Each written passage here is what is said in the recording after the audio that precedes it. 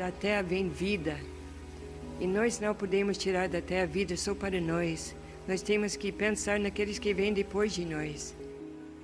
Então a terra tem que ser para sempre. Então nós temos que tratar ela com muito carinho, porque a terra é fonte de vida para o povo de Deus. Oi pessoas, tudo bom? Primeiramente sejam bem-vindos, meu nome é Gisele e esse é o Sob Investigação. Finalmente, o primeiro episódio deste ano de 2024 e eu quero começar agradecendo as últimas novas apoiadoras de 2023 e as primeiras de 2024, Roberta Haddad, Letícia Prado, Tati Souza e Ana Emanuela. Esse ano, nós também temos um novo caminho de apoio, o Patreon, além da Aurelo. Quem ouve pelo Spotify vai ver que no nosso feed agora tem um link direto para os episódios exclusivos que podem ser ouvidos no próprio Spotify. É só você ir lá na Patreon e fazer o cadastro com o mesmo login do seu Spotify.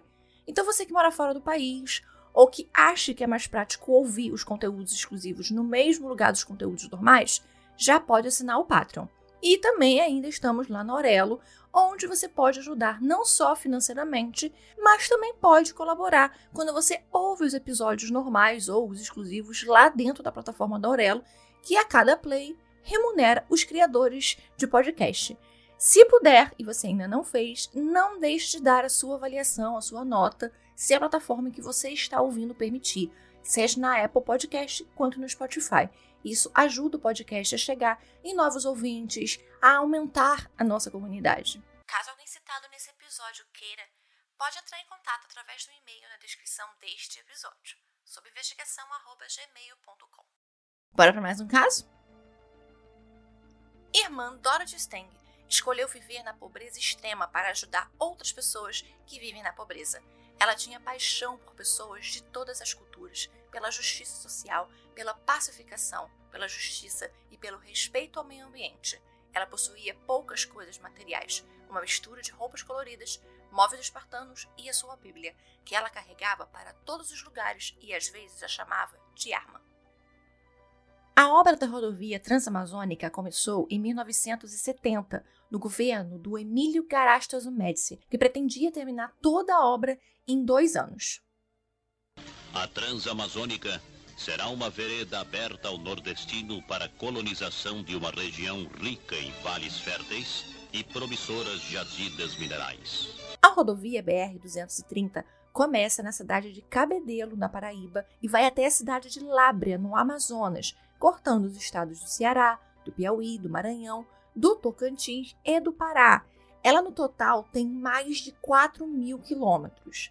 A primeira grande obra dessa região amazônica foi a ferrovia Maimoré, que foi construída pelos norte-americanos entre 1907 e 1912.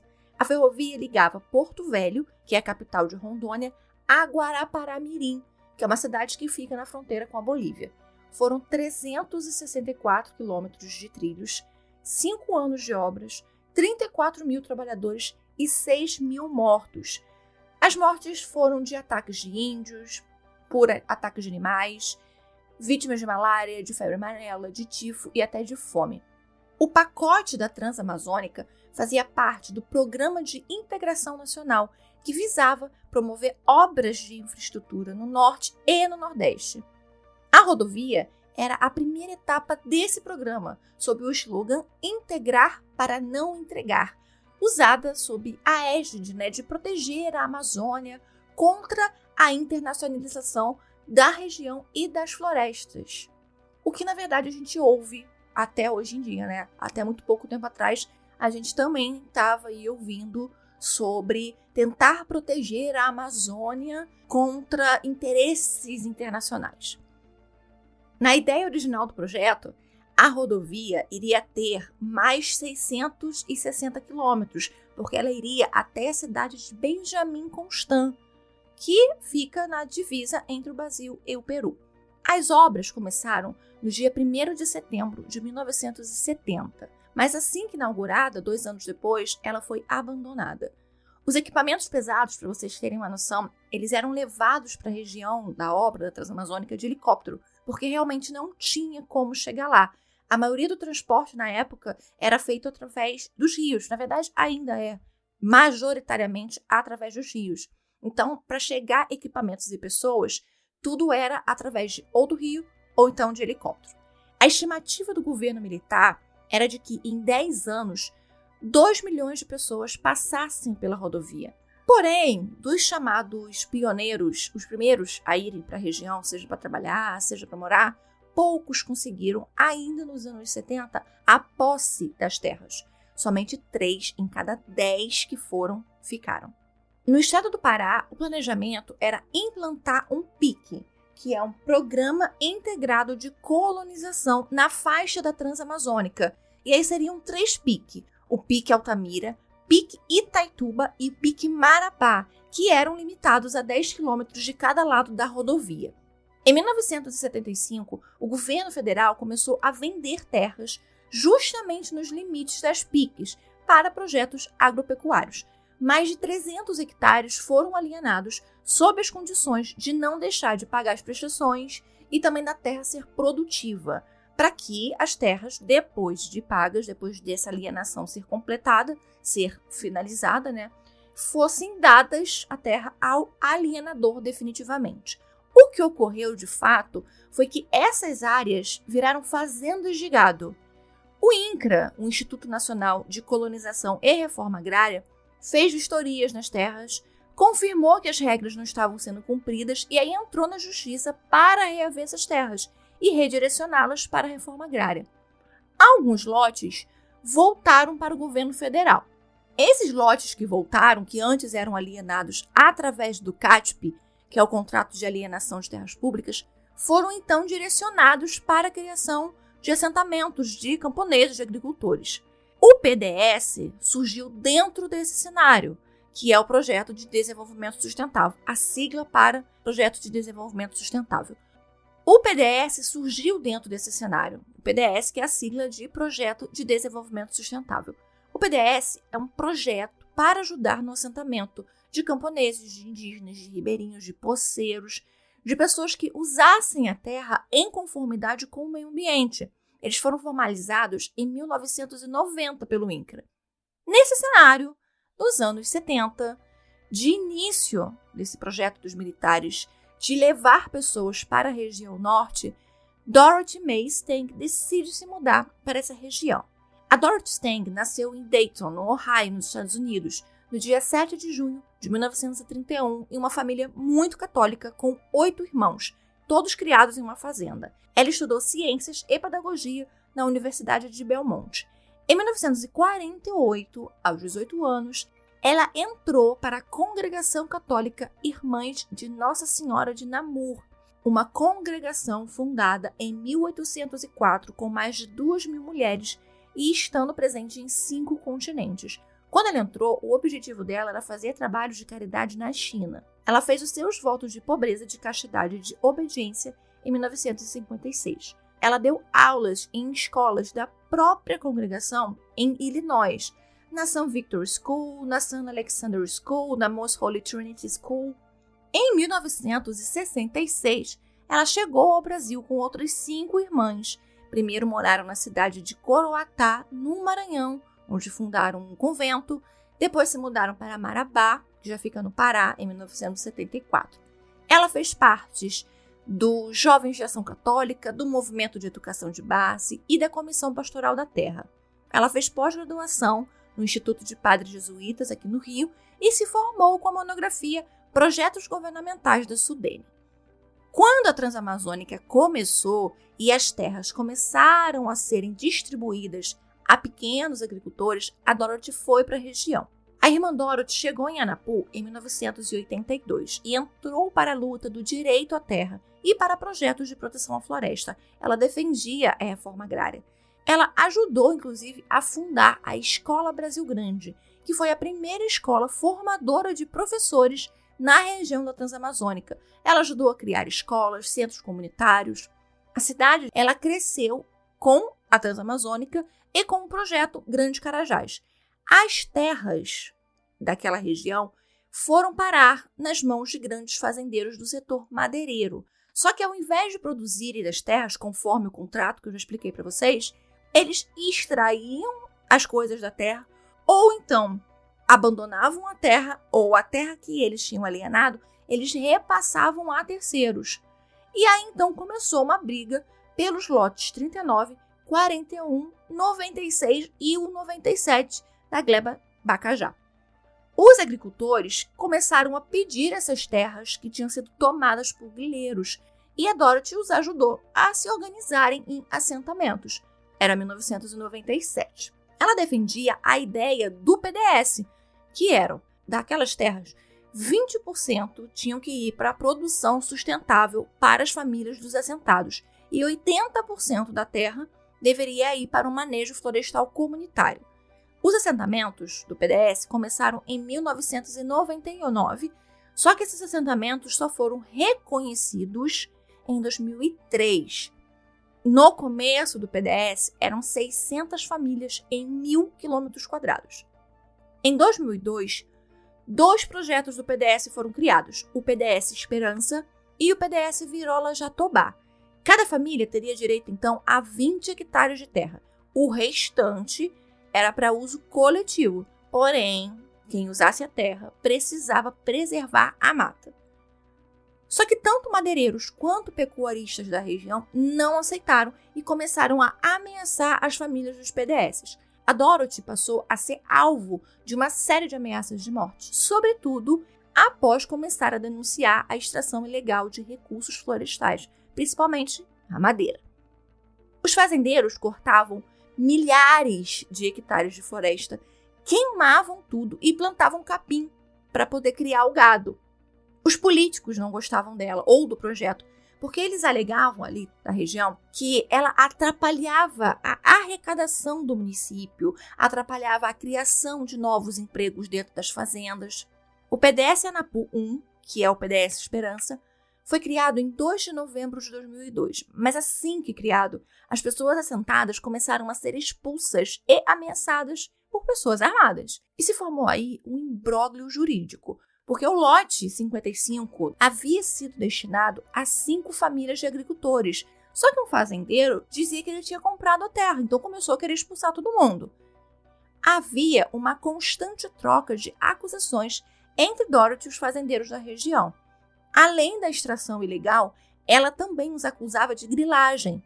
Eles, por seu lado, a acusavam de armar grupos para atacar fazendas, invadir fazendas e até de ajudar em assassinatos, como foi o caso em 2004. O Ministério Público a tinha colocado como suspeita de formação de quadrilha na invasão de uma fazenda em Anapu e também de uma fazenda em Altamira. Ela foi indiciada por provavelmente ter levado 15 lavradores para ocupar uma fazenda. E durante essa invasão, em março de 2004, um dos seguranças, o Moisés Andrade, faleceu, outros seguranças se feriram. Depois, tanto os sobreviventes quanto alguns desses lavradores acusaram Dorothy de ter arquitetado a invasão. Ela e mais 6 pessoas foram acusadas em uma ação penal que acabou não dando em nada.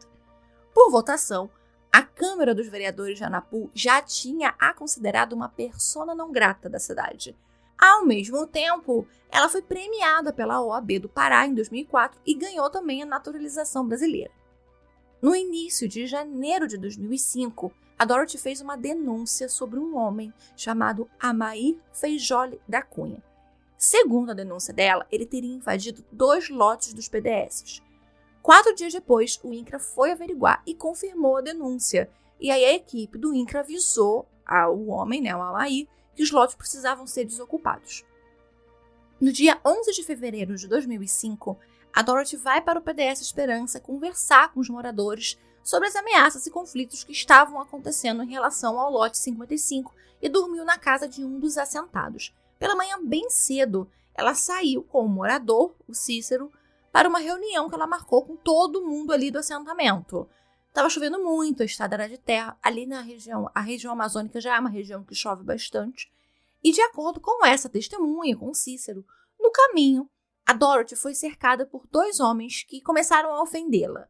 Ela parou, falou com eles, mostrou um mapa e em algum ponto da discussão, ela abre a Bíblia, diz que aquela é a arma dela e lê para os 2 um trecho. Abre aspas. Bem-aventurados os mansos, porque eles herdarão a terra. Bem-aventurados os que têm fome e sede de justiça, porque eles serão fartos. Bem-aventurados os misericordiosos, porque eles alcançarão misericórdia. Bem-aventurados os limpos de coração, porque eles verão a Deus. Bem-aventurados os pacificadores, porque eles serão chamados filhos de Deus. Mateus capítulo 5, versículos do 5 ao 9. Fecha aspas.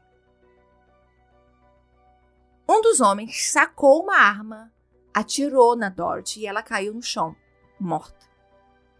O corpo de Dorothy ficou das 7h30 da manhã até as 4 da tarde, na chuva, caído na terra, enquanto o sangue escorria. Ele foi retirado do local e enviado para o ML de Belém, a mais de 300 quilômetros de distância de avião. O laudo necroscópico do médico legista, Eute Oliveira, foi de hemorragia com laceração intracraniana devido a um projeto de arma de fogo. A Dorothy foi atingida por 6 tiros de um revólver 38, na cabeça, abdômen, braço e mão esquerdos. De Belém, onde o corpo chegou a ser velado na paróquia Santa Maria Gorete, o corpo foi para Altamira, também ser velado na igreja Santa Luzia. O desejo de Dorothy era ser enterrada em Anapu, então o corpo foi para a cidade. O enterro aconteceu no dia 15 de fevereiro. Mais de 2.000 pessoas acompanharam o cortejo. Ela foi enterrada nas margens do rio Xingu, em uma chácara pertencente à Igreja Católica. No mesmo dia do assassinato de Dorothy, o funcionário de um fazendeiro, apontado como possível mandante ou interessado na morte da missionária, foi assassinado também, Adalberto Xavier Leal. Ele trabalhava para o Amair Feijó da Cunha. Um amigo de Dorothy, o Gerardo Magela Filho, um técnico agrícola da Associação Solidária Econômica e Ecológica de Frutas da Amazônica, foi acusado de ser o responsável pelo homicídio e fugiu para se esconder. O Cícero, que estava acompanhando a Dorothy quando ela foi emboscada e que, junto com a sua esposa e 7 filhos, foi posto no projeto de proteção a testemunhas, deu para a polícia informações que levaram aos nomes de 3 suspeitos: Raifran das Neves Salles, Amair Feijó da Cunha e um homem conhecido como Eduardo, que se acreditava chamar o Iquelano de Souza Pinto. As prisões temporárias dessas pessoas foram expedidas, mas nenhum dos homens era encontrado. Só no dia 19 de fevereiro que o primeiro suspeito foi preso. O Amair Feijó da Cunha, conhecido pela alcunha de Tato, se apresentou à Polícia Civil com um advogado, o Oscar Damasceno Filho, após negociação com o superintendente da Polícia Civil Regional do Xingu. No interrogatório realizado pelos delegados Marcelo Luiz e Valdir Freire, o Amair negou qualquer participação. Ele dizia que comprou 300 hectares do lote atrás do PDS do Vitalmiro de Moura Bastos, um pecuarista da região. Mesmo com essa negativa, mesmo ele negando, ele foi preso temporariamente. No dia seguinte à prisão do Amair, o Raifran das Neves Salles também foi preso. Uma testemunha viu o retrato falado dele divulgado e avisou que o viu em uma barraca na beira de uma estrada. Nesse primeiro depoimento, o Raifran confessou ter atirado na irmã Dorothy e que o homem conhecido como Eduardo atirou também. E aí ele entrega para a polícia o nome verdadeiro do tal Eduardo, que era Clodoaldo Carlos Batista. Ambos trabalhavam para o Amair. O Clodoaldo foi preso no dia 22 de fevereiro, porque estava foragido. Nas confissões dos dois, a história era de que foi feita uma primeira tentativa de matar Dorothy no dia 11 à noite, quando ela foi participar da reunião lá no PDS. Quando eles a encontraram pela manhã do dia 12, ela pegou um mapa para mostrar a área que ela dizia que eles invadiram, leu um trecho da Bíblia e depois ela foi baleada pelo Raifran. A morte dela teria sido planejada por Amair e que ele pagaria o valor de R$50 mil pelo serviço, dinheiro que seria dado por Vitalmiro Bastos de Moura, o Bida, o tal pecuarista. O Raifran revelou à polícia onde estava a arma usada no crime. Ela foi apreendida no dia 22 na fazenda Bacajá, fazenda essa do Vitalmiro. Ela estava escondida embaixo de uma árvore, ao lado de um cupinzeiro enrolado em um plástico preto. Posteriormente, laudos comprovaram que a bala que matou a Dorothy era do mesmo revólver. O Lula, na época presidente, envia então soldados do exército para a região para ajudar a apaziguar os conflitos. Foram mais de 110 pessoas do Exército na chamada Operação Pacajá, e ele também ordenou que a Polícia Federal entrasse na investigação do crime. No dia 24 de fevereiro, ocorreu uma reprodução simulada no local com os 3 presos. Eram 20 policiais militares, 3 delegados da Polícia Civil, 23 investigadores, os promotores de justiça, Sávio Brabo e o Lauro Freitas Júnior, policiais da Polícia Federal e também a Polícia Técnica. O primeiro a reproduzir foi o Raifran. Segundo ele, a Dorothy perguntou a ele por que o pessoal do BIDA estava jogando semente de capim nas lavouras dos agricultores. Ele pergunta a ela se ela come carne. Ela responde que sim e começa a ler a Bíblia. Ele fala: "Bem, irmã, assim não dá." E atira, primeiro na cabeça e depois dá aí mais uns 5 ou 6 tiros já com ela no chão. Os 3 diziam que a Dorothy estava os acusando de estarem em terras que seriam dos agricultores e que eles estavam acabando com a terra. No dia do crime houve uma reunião, ela fez uma reunião com o pessoal dela e que era para tirar a gente de lá, né?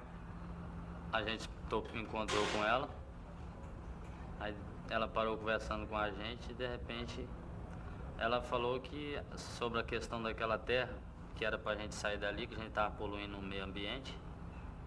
A gente sabe quando você tá num lugar que você não está sendo bem visto. Aí, com todas aquele clima ruim durante o dia, aí que eu falei com o Raifran: "Você teria coragem de matar a irmã?" E aí foi onde eu resolvi fazer isso. Matar ela. Na reunião do dia anterior com os moradores, ela teria falado sobre tirar eles de lá, e aí foi quando o Amaí perguntou a Raifran se ele mataria a irmã Dorothy. Em seu segundo depoimento, o Amaí diz que ele foi somente o intermediário do crime, que os mandantes seriam o Vitalmiro, o Bida, e um outro fazendeiro da região, o Regivaldo Pereira Galvão, conhecido como Taradão. Enquanto estavam os 3 presos no complexo penitenciário de Americano, em Santa Isabel do Pará, começa a procura pelos fazendeiros. O Vitalmiro negocia e se entrega no dia 27 de março de 2005, só que ele se declara inocente. Ele assume que deu abrigo tanto ao Raifran quanto ao Clodoaldo no dia do crime, só que ele não sabia do que eles tinham feito e ele não tinha se envolvido naquilo, ele não tinha participação no planejamento. A defesa dele, feita pelo advogado Américo Leal, que advogava para diversos fazendeiros e madeireiros na região, dizia que a Dorothy era uma enviada dos Estados Unidos para tomar a Amazônia e colonizar a região. A Dorothy era uma pessoa mandada ao Brasil como agente do governo norte-americano para fazer levantamento na área da Amazônia, não é? Para uma posterior colonização norte-americana. Sabe também que a Dorothy, ela não era freira, que ela promovia essas invasões, ela foi expulsa do Brasil, aí chegou lá na América do Norte, vestiu o vestido de freira, voltou para cá, entrou como freira e aí está como freira, entendeu? O lote 55 da gleba Pacajá, de 3.000 hectares, segundo o Bida, teria sido vendida a ele pelo Regivaldo, em 2003, por R$1.600.000. O David Stang, irmão mais novo de Dorothy, veio de Denver, nos Estados Unidos, onde ele morava, para acompanhar as investigações. Ele era um ex-missionário religioso também, e a última vez que ele viu a irmã dele tinha sido em dezembro do ano anterior, em 2004, naquele evento da OAB do Pará, do Prêmio de Direitos Humanos. Uma CPI do Senado Federal foi aberta, a CPI da Terra, para investigar o possível envolvimento do prefeito de Anapu, Luiz dos Reis Carvalho, um outro fazendeiro chamado Laudelino Délio Fernandes Neto, além de outras diversas lideranças políticas. Richard Calavieiros, Oscar Montoto, agentes do FBI, também vieram para o Brasil para encontrar com a Polícia Federal e averiguar como estavam as investigações no caso da Dorothy Stang. Eles também interrogaram 2 dos presos. O Congresso dos Estados Unidos também homenageou a Dorothy durante uma sessão em março de 2005.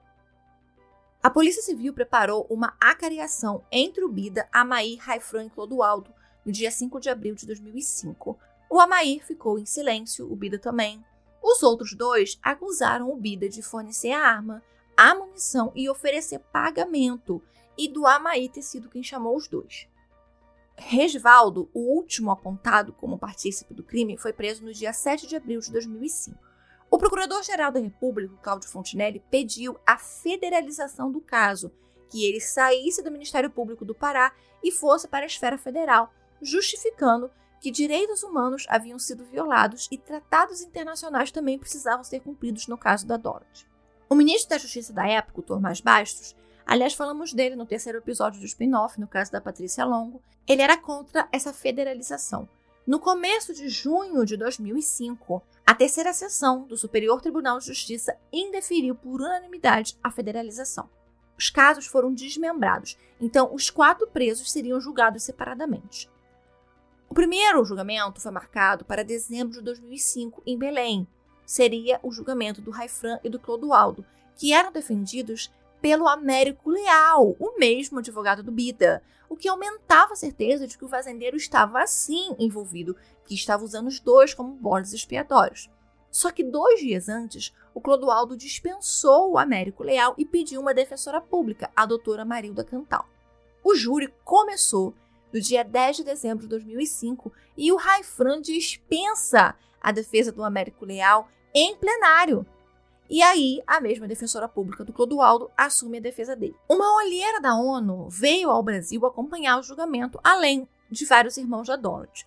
O Raifran confirmou sua versão, só que ele disse que atirou em Dorothy não porque alguém pagaria por isso, mas porque ele confundiu a Bíblia com uma arma, o que era completamente diferente do que ele falou na fase de inquérito policial.